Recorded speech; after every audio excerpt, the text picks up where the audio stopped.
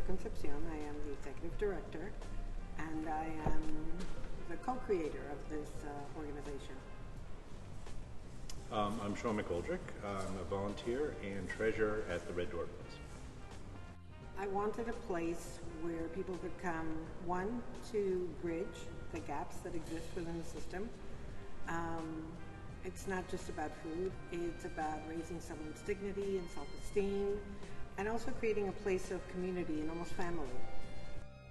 During the pandemic, it's been a real acid test for volunteers. It's funny, we have the esprit de corps among the core volunteers, whether it's Taryn, who's not going to ever appear on camera, or especially super ones like Mercedes, who basically come here like it's her job, and hustle, and she's a force of nature. You know, our Saturday regulars,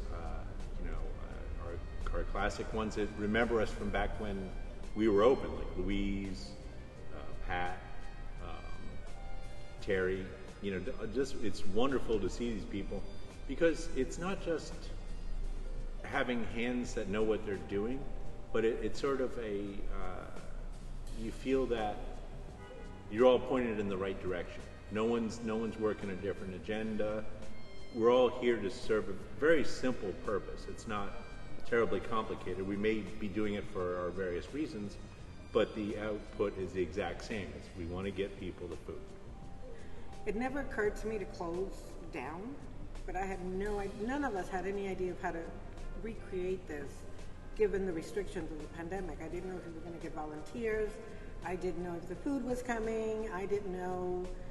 The city had just put out this mandate of no more plastic bags, and guess what we suddenly needed? Plastic bags, because it wasn't client choice, it was grab and go.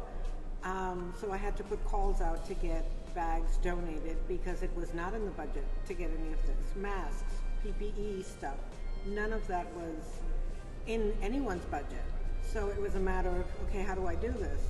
And it was a matter of just getting on the phone to everyone I knew, going down the list and just asking everyone what they could give. And we've learned so much about human beings, about bravery, cowardice, everything. And it's quite a learning curve. I knew it was needed. I could think of, if it had been my family without food, suddenly everybody's home. Everybody eats 3 meals a day at home, and not having the resources, whether it was income or just food in the house. There were so many places that had to shut down, so I knew the demand was even higher. So many newly unemployed people that didn't know about pantries, that were literally walking by and said, what are you doing? And I'd say, all you have to do is sign the book and get food. I knew I wanted to be able to be here no matter what. It was necessary.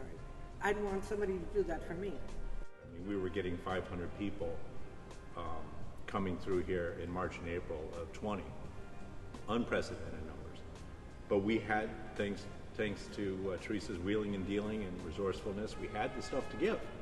And the people really, really appreciated it. Now it really is. It stands alone, and everyone understands what it is that we want.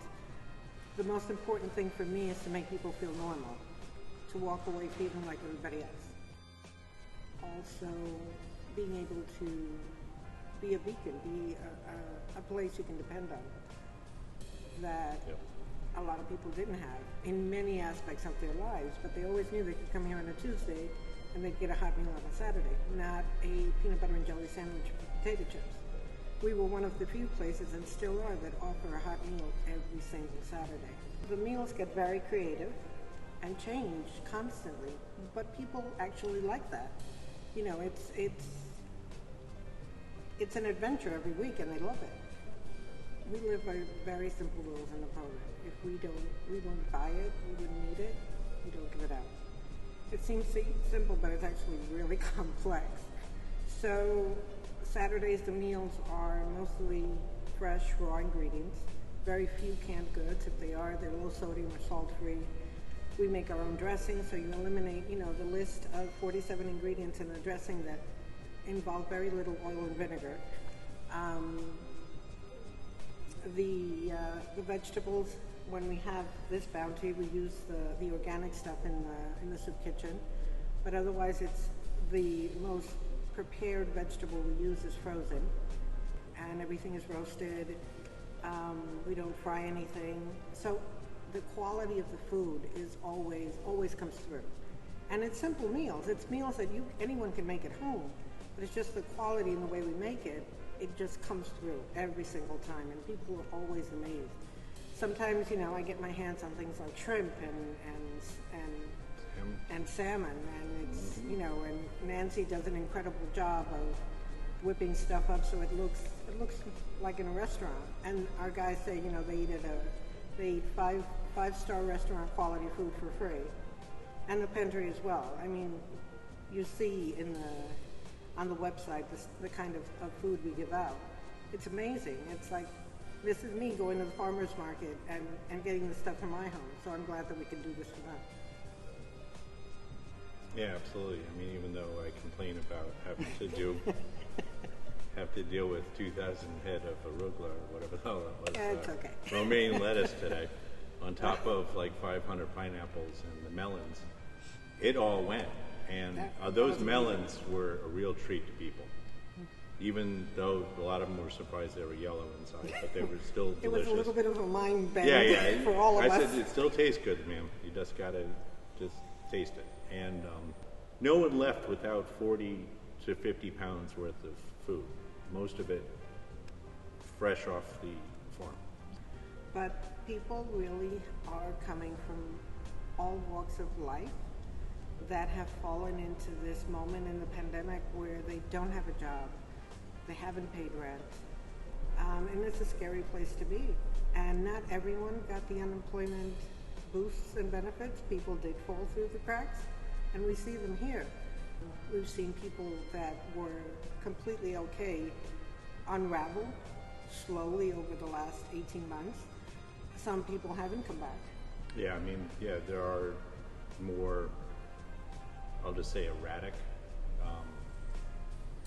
interactions with people that traditionally were conversant and how are you, this, that, and the other, and now it's a lot of underlying anger, frustration.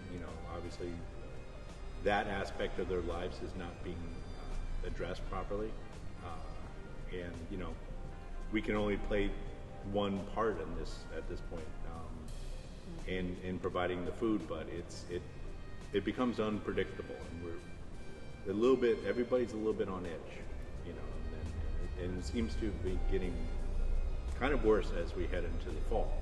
As again, we go through yet another wave of pandemic and the effects of that. Again, luckily to Teresa's resourcefulness, luckily to our volunteers' devotion and hard work, and again, the culture that promotes